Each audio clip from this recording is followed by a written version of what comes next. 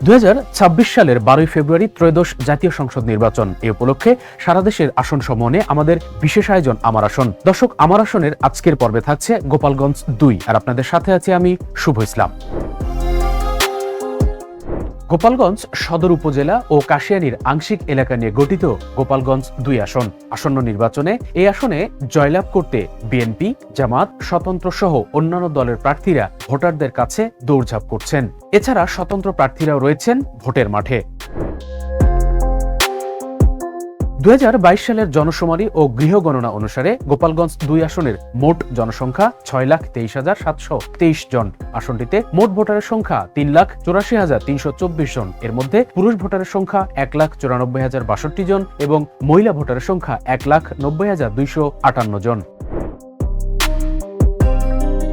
আসনটিতে 1988 সালে স্বতন্ত্র প্রার্থী ছাড়া 1986 থেকে 2024 সাল পর্যন্ত আওয়ামী লীগের একক দখলে ছিল এই আসনটি। এই আসনে বিএনপি থেকে লড়বেন গোপালগঞ্জ জেলা বিএনপির সদস্য ডাক্তার KM বাবর। জামাতের প্রার্থী সাবেক গোপালগঞ্জ জেলা আমির অ্যাডভোকেট আজমল হোসেন সর্দার। গণ অধিকার পরিষদের সম্ভাব্য প্রার্থী গণ অধিকার পরিষদ ঢাকা মহানগর দক্ষিণের সাধারণ সম্পাদক মোনায়েম শেখ। বাংলাদেশ খেলাফত মজলিস থেকে লড়বেন গোপালগঞ্জ জেলার সাধারণ সম্পাদক মাওলানা কাউসার আহমেদ এবং ইসলামী আন্দোলন থেকে এই আসনে লড়বেন মাওলানা তাসলিম হোসাইন শিকদার।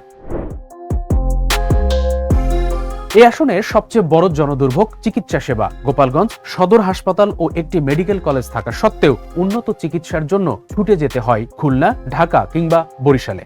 দর্শক, এতক্ষণ আমরা গোপালগঞ্জ 2 আসনের নির্বাচনী হালচাল আপনাদের সামনে তুলে ধরার চেষ্টা করেছি। আগামী পর্বে ফিরব গোপালগঞ্জ 3 আসনকে নিয়ে। দর্শক, এই আসনের যে কোনো ধরনের সমস্যা বা জনদুর্ভোগ আমাদেরকে জানাতে পারেন আমাদের কমেন্ট বক্সের মাধ্যমে। আমরা আপনাদের পাঠানো কমেন্টসগুলো বাংলা ভিশনের যে কোনো নির্বাচন কেন্দ্রিক প্রোগ্রামের মাধ্যমে দর্শকের সামনে তুলে ধরার চেষ্টা করব। সে পর্যন্ত ভালো থাকবেন, সুস্থ থাকবেন। আল্লাহ হাফেজ।